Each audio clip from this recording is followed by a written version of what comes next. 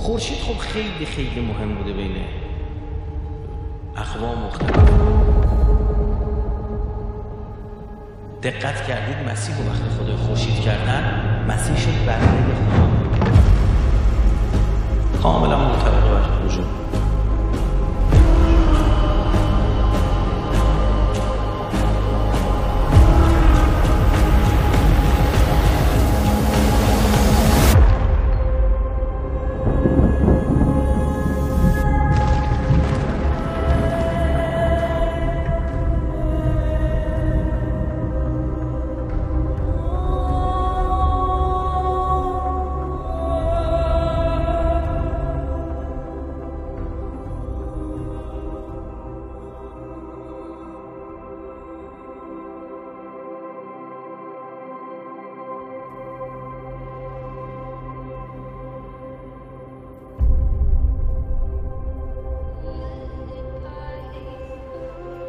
ما در مورد عصر الان صحبت نمی کنیم که برق هست، گاز هست، زمستون انگار نه انگار.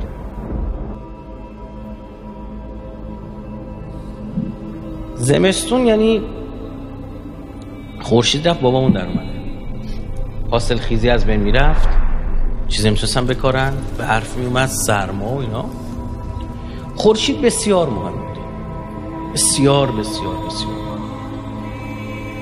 تمام این هر جای دنیا ها، یعنی شما برید بر بین سرخپوستان میبینید خورشید مهم بوده، همه توجه جلب اون بوده، گرمی با خودش می آورده، همه میفهمیدن نبود اون یعنی مرگ زمین، غذای دیگه در کار نیست. بابا این دنبال غذا بوده، بعد صبح تا شب میفته یه شکار بکنه. این که خورشید کی میاد، کی دوباره روزا طولانی میشه، از کی قدرت، این همیشه محل مداقه نخبه های اون قدیمی بوده. میشه ستاره ها نگاه میکرد. خورشید در دیما انگار به دنیا میاد. خورشید در دیما انگار به دنیا میاد. در بهار به بلوغ میرسه، یعنی دیگه اثرگذار میشه. اوج قدرتش تابستون. برعکسش هم تو فصل سرد همین، یعنی زوالش. همین شب یلدا عرض کردم، یلدا یعنی به دنیا آمدن، اولده، شب به دنیا آمدن خدای خورشیده. چرا؟ چون از فرداش روزا دوباره طولانی میشه. اینا خیلی مهم بوده برای بشر.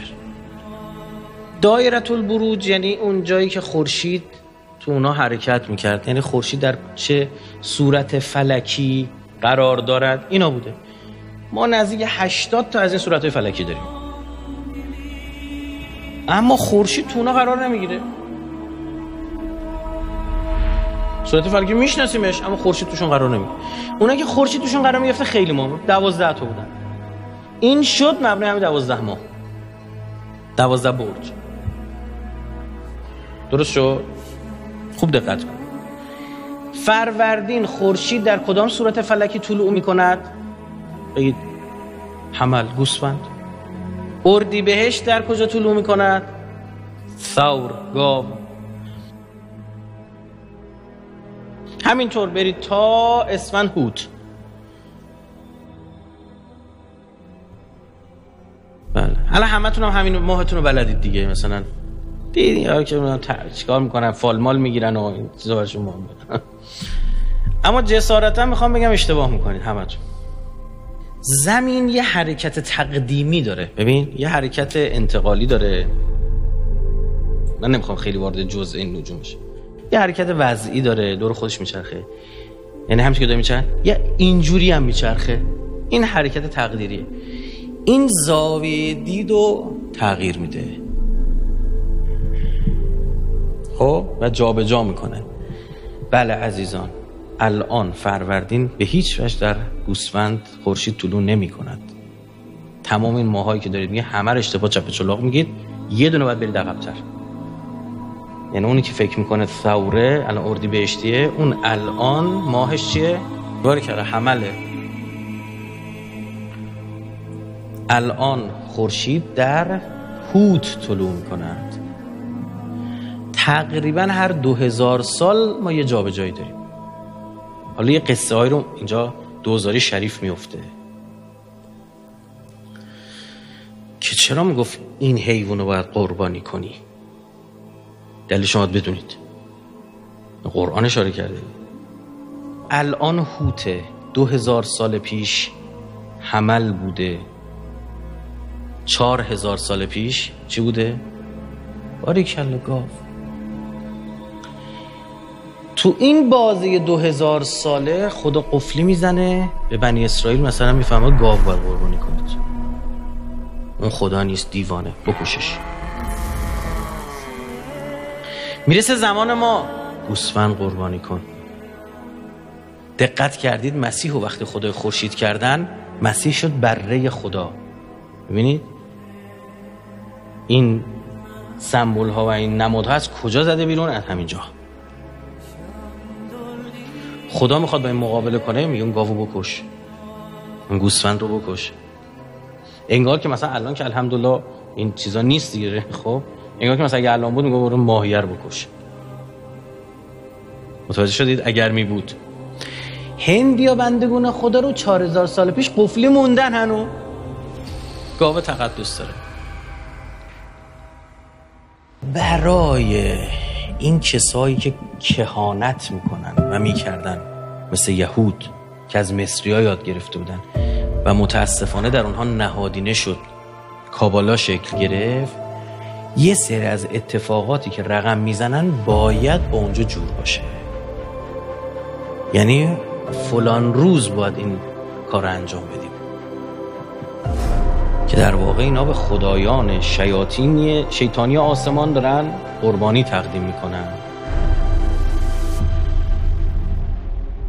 موارد خیلی جدی در تاریخ ما داریم که وقتی بنده وقت گذاشتم مطالعه کردم و در آدم میدیدم با اون وقایع کاملا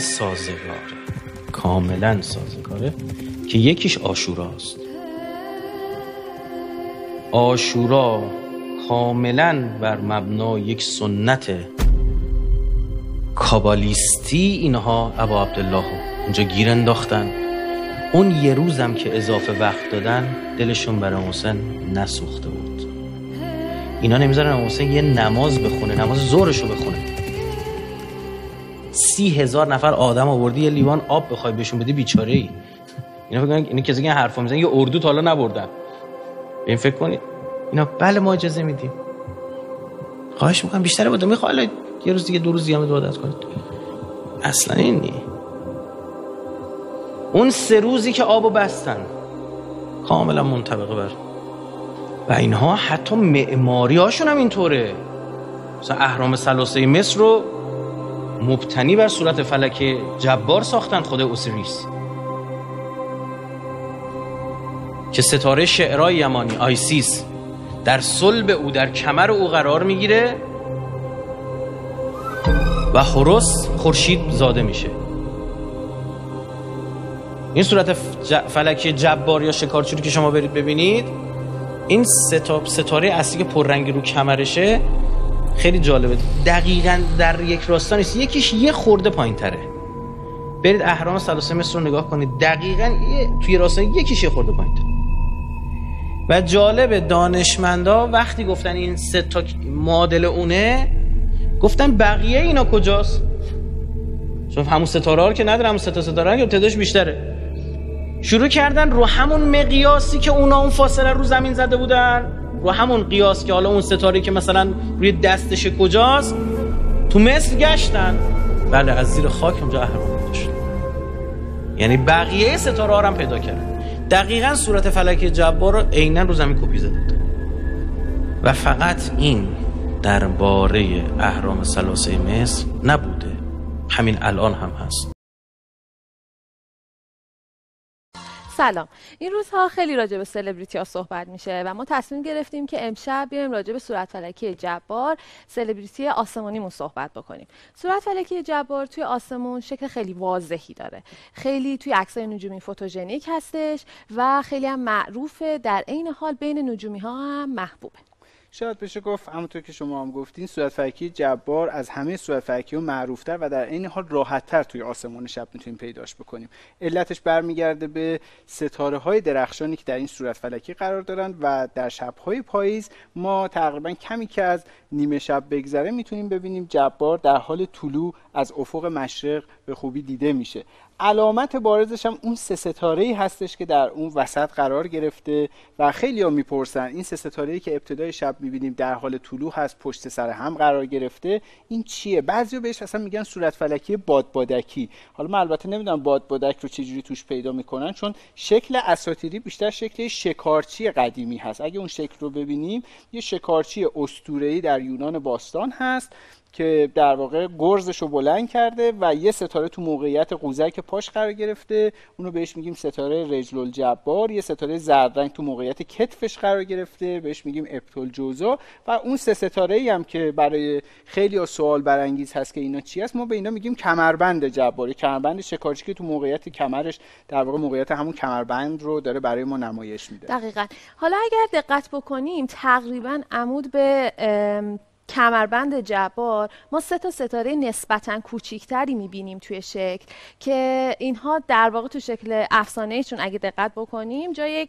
غلافش یا شمشیرشه، تو بعضی از عکس‌ها متفاوت هستش. ولی نکته جالبش اینه که اون نقطه وسطی رو که الان زوم می‌کنیم، یعنی زوم شده داریم می‌بینیم، در واقع ستاره نیست، یک جرم غیر ستاره‌ای هست که به اسم سحابی جبار می‌شناسیم. سحابی جبار یکی از نزدیکترین و شاید نزدیکترین ناحیه ستاره ساز در کهکشان راه شیری نسبت به موقعیت ما در منظومه شمسی است. این ناحیه ابرآلودی که دارید می‌بینید سحابی هست. بخش عمده این ناحیه رو هیدروژن، هلیوم و گازهای دیگه تشکیل داده و ستاره ها توی همین قسمت از آسمون در حال تولد هستن.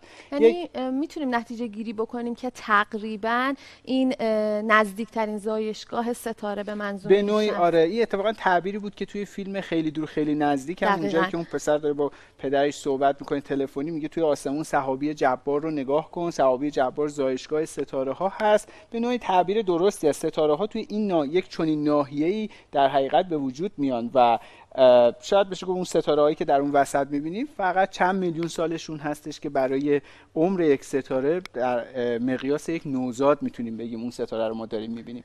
توی این تصویر پهنای این ناحیه مه‌آلود شاید کم به نظر برسه ولی در واقع خیلی پهنای بیشتری داره. تقریبا میتونیم بگیم قسمت عمده از خود صورت فلکی رو میگیره و حدود 24 سال نوری هستش. 24 سال نوری فقط پهنای این ناحیه مه‌آلود هست. حالا اگه بازم بیشتر بتونیم زوم بکنیم جزئیات رو بیشتر میشه توش دید. 24 سال طول میکشه تا ما از یک سوی این سحابی به سوی دیگر با سرعت نور حرکت بکنیم، در شرایطی که فاصله ما تا این سحابی چیزی حدود 1340 سال نوری هست. و بنابراین وقتی که مثلا داریم یک چنین ناحیه‌ای رو نگاه می‌کنیم میتونیم تصور بکنیم از 1340 سال پیش مثلا از اون اوایل صدر اسلام در حقیقت این نور تو راه بوده تا به ما برسه. و میتونیم هم البته نه به عمر ستاره ها اونقدر قد نمیده که بگیم ستاره ها متولد شدن تا اون موقع. تا اون موقع یعنی از اون زمان تا الان نه خیلی کوتاه، میلیون سال نوری. و حالا میتونیم تصور کنیم اگه بخوایم بدونیم چقدر جرم داره این سحابی، جرمش تقریبا به اندازه 2000 برابر جرم خورشید هستش. خورشیدی که میتونیم تصور کنیم فقط قطرش 1,400,000 کیلومتر فقط قطر خورشید هست در برابر قطر زمینی که یه چیزی حدود 12,700 کیلومتر هست. این اعداد و ارقام نجومی واقعا سرگیجه آور هست. اگر از یک تلسکوپ استفاده بکنیم برای دیدن این ناحیه توی آسمون خیلی خوب میتونیم این ناحیه دودآلود و مه‌آلود رو تشخیص بدیم، میتونیم ازش عکس بگیریم. با اینها رنگ نمیبینیم، اینو فراموش نکنیم. وقتی ما با تلسکوپ داریم این ناحیه رو میبینیم خیلی جزئیات ممکنه ببینیم. حتی توی آسمون شهر پر از آلودگی نوری مثل تهران هم میشه سحابی جبار رو با تلسکوپ جزئیات قابل توجهی ازش دید. با این حال با چشم غیر مسلح اگر این قسمت از آسمون رو نگاه کنیم، همونطور که اگر از این حالت زوم هم خارج بشیم، اون وقت هستش که سحابی جبار رو خیلی شبیه میبینیم به یک ستاره‌ای که انگار نورش خیلی نقطه‌ای نیستش، یک ستاره‌ای که انگار نورش یه مقدار از حالت نقطه‌ای خارج شده. یه ذره با چشم غیر مسلح هم میشه جاشو تشخیص داد. من پیشنهاد میکنم این رو بریم پشت بوم همین امشب حوالی مثلا ساعت 10:30 11 12 شب این 3 ستاره کمربند جبار رو در حال طلوع ببینیم و سعی بکنیم که در حقیقت این موقعیت کمربند جبار و همینطور شمشیر جبار که ثوابی جبار اونجا واقع شده رو ببینیم. ما وقتی که ثوابی جبار و صورت فلکی جبار رو به طور کلی تو آسمان شب می‌بینیم، به کمک موقعیت این کمربند میتونیم سایر ستاره ها رو هم توی آسمون تشخیص بدیم. مثلا اگر یک کمی بیایم عقب‌تر می‌بینیم کمربند جبار رو اگه ما صاف بگیریم بیایم پایین، اون ستاره‌ای که داره طلوع میکنه ستاره شباهنگ یا شعرهای یمانی هست. دقیقاً که اگر خاطرتون باشه تو برنامه قبلیمون راجبش صحبت کردیم، گفتیم پرنورترین ستاره شب هستش و ستاره پرنور یا آلفای صورت فلکی کلب اکبر هستش که خب توی افسانه ها با توجه به اینکه ستاره یعنی صورت فلکی جبار یک شکارچی بوده، قاعدتاً با خودش سگ داشته و این یکی از سگ ها هستش که شباهنگ پرنورترین ستاره‌اش هست. دقیقاً. خیلی ممنون که با ما همراه بودید. دعوت میکنم ازتون که برید به آسمان شب جبار رو پیدا بکنید، آسمونتون پر ستاره باشه.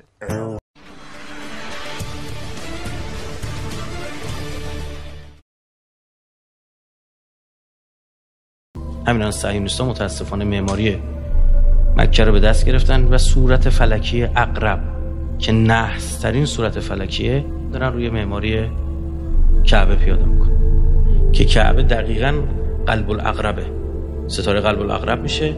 اون 3 تا شاخص شده این ساختمونا ببینید حتی این دوم این کجدم که اینجوری کجه عقرب کجه کجیش هم با این خیابوناش در اومد که نماد نحوسته. وقتی ماه تو عقرب قرار بگیره میگن خیلی از کارا رو انجام ندید. قمر در عقرب